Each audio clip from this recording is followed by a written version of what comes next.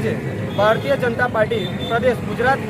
પ્રદેશ party તરફથી સૂચના અનુસાર વડોદરા જિલ્લા ભારતીય જનતા પાર્ટીના યશસ્વી અધ્યક્ષ સતીશભાઈ નિસાડિયા, દર્ભાવતીના લોકલાડીલા ધારાસભ્ય શ્રી શૈલેષભાઈ મહેતા તથા યુવા મોરચા જિલ્લા યુવા મોરચાના અધ્યક્ષ એવા દર્શિતભાઈની નેતૃત્વમાં ડભોઈ યુવા મોરચા દ્વારા આ પુતળા દહનનો કાર્યક્રમ રાખવામાં આવ્યો, જેમાં ડભોઈ નગરના સંગઠનના તથા પ્રદેશના સંગઠનના હોદ્દેદારો ઉપસ્થિત રહી આ પુતળા દહનનો કાર્યક્રમ કરી અને